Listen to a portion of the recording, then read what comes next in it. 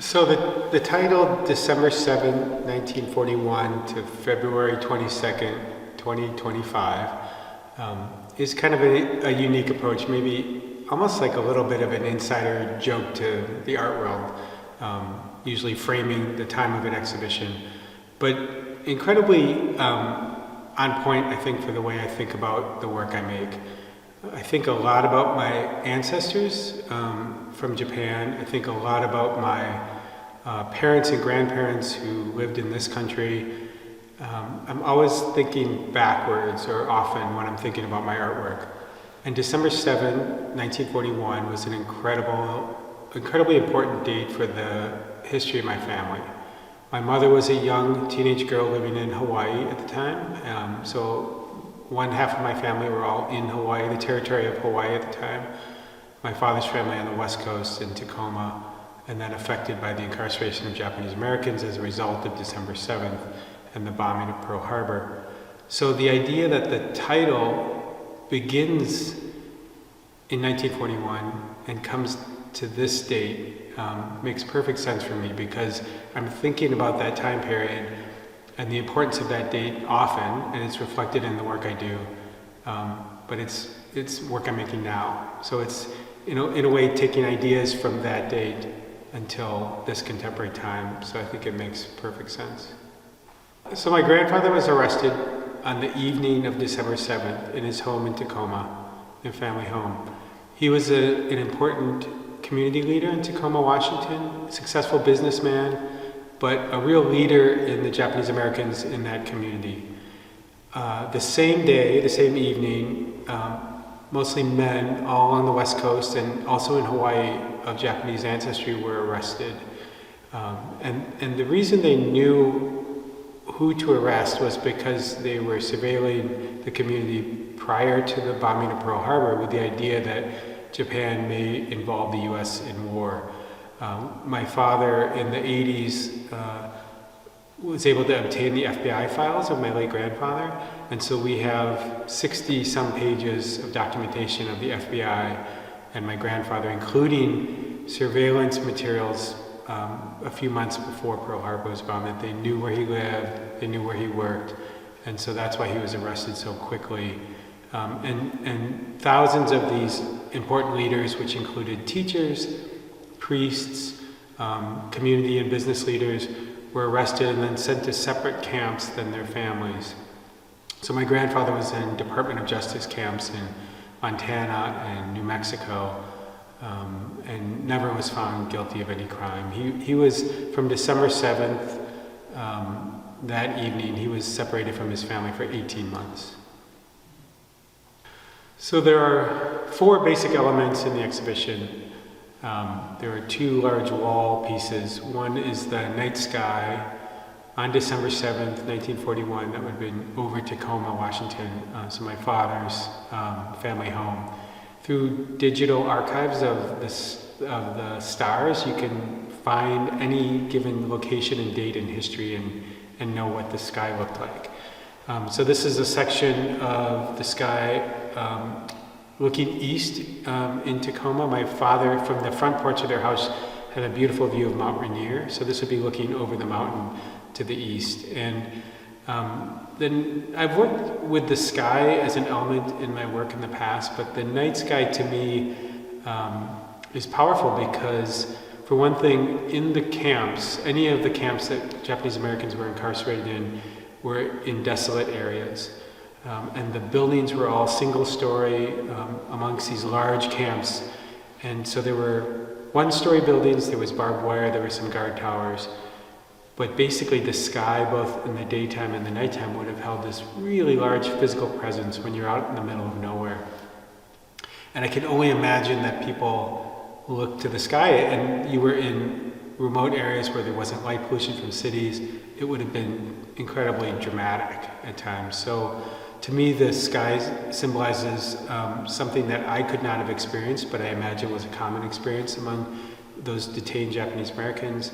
And the way this piece works is that there are some 800 stars that have been put up on the wall now to map out that Tacoma night sky.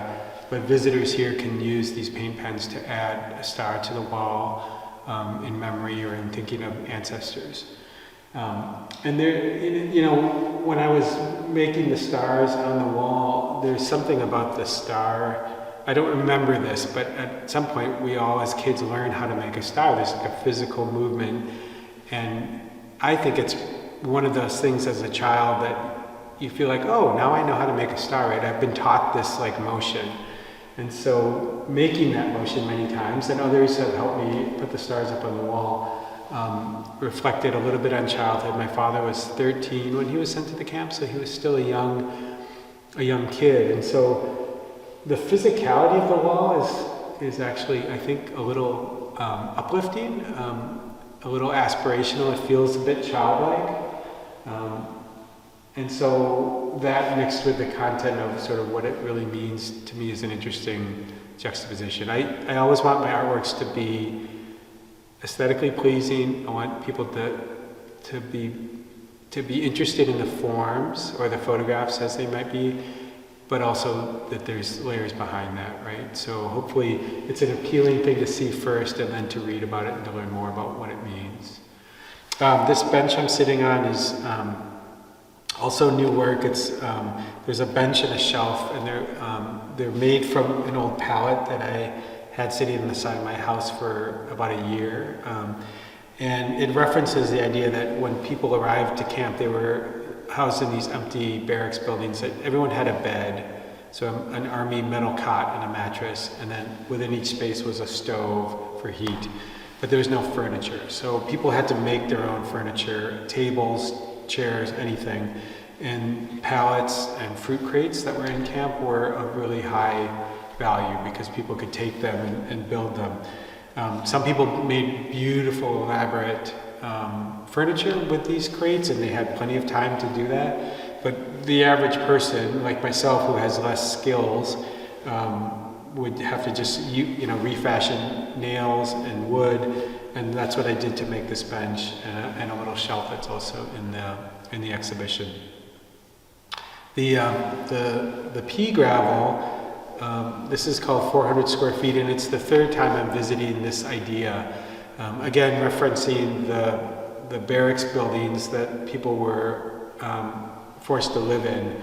When you entered the space, it was an open, empty space, a hanging light bulb for light, the mattresses and cots, as I mentioned. But this is 400 square feet. This would be the size that my father's family lived in. My dad, for 3 years, his older siblings at different times during the war came to the Midwest for jobs and left camp.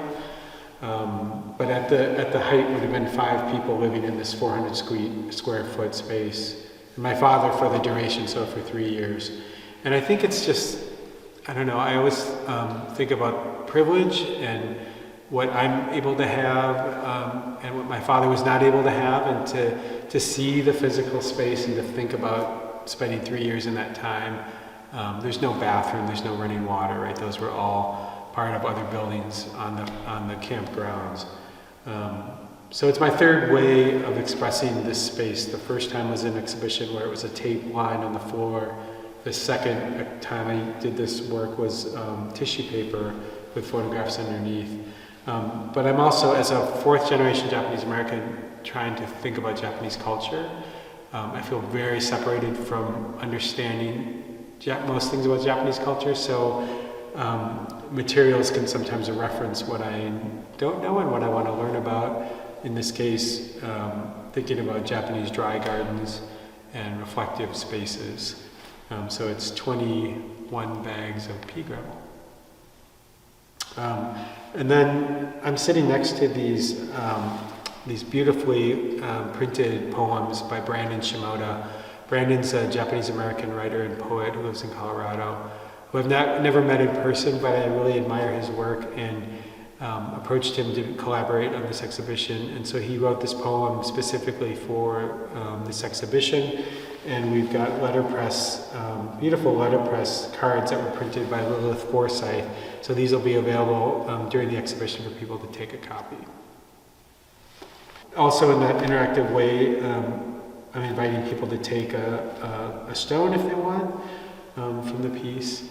And then the last element in the room is this large banner mural on the wall that says "Internment lives in infamy," and it's referencing FDR's quote about Pearl Harbor, "A day that will live in infamy." And infamy is defined as a criminal or evil act that's done purposefully. And so I'm taking that phrase and I'm making my own phrase about the incarceration of Japanese Americans. I'm using the phrase internment, which is still sort of widely used as the description of what happened to the Japanese Americans. The more preferred language by myself and many of the younger generation is incarceration. Internment refers to the holding of people who had citizenship from a country that we're at war with. So it technically pertained to people of my grandfather's generation, which was about a third of the Japanese Americans affected. But my grandfather's generation could also not become American citizens until 1956. So it was illegal for Asians in this country to become naturalized citizens until 1956. When Pearl Harbor was bombed in 1941, my grandfather had already been in the country for 42 years. He came as a 16-year-old from Japan, learned English, put himself through high school and business college, married my grandmother, started a business, all these things before he was arrested by the U.S. government.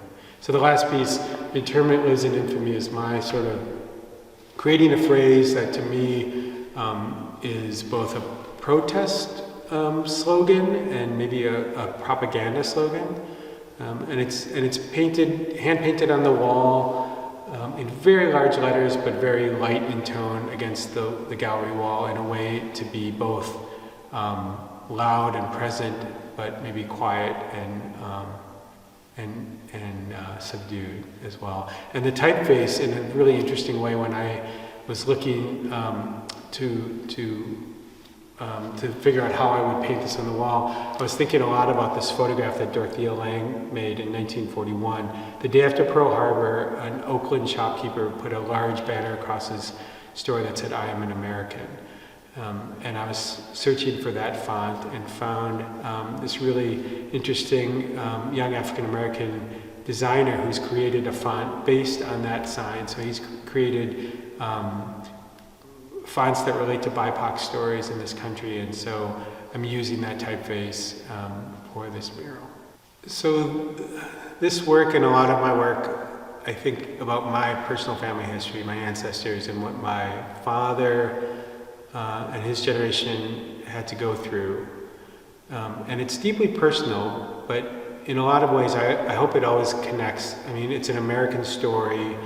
And if you're German American or Irish American or Italian American, you have stories of immigration, of migration, of discrimination, assimilation, all these same things. So while I'm always telling something that's very personal to me, I hope there's relevance to viewers and they can take away their own parts of their family history. In particular, again, my grandfather could not become a citizen. There's a quote on the wall about his love of this country and American ideals. I think in particular, the work I make, I think I always want to educate also. And so there's a fair amount of text on the walls, and maybe people are less interested in reading than they are looking, but I feel like part of my role as an artist and Asian American is to tell the story, tell the history. On the West Coast, the story of Japanese incarceration is much more known by most all people.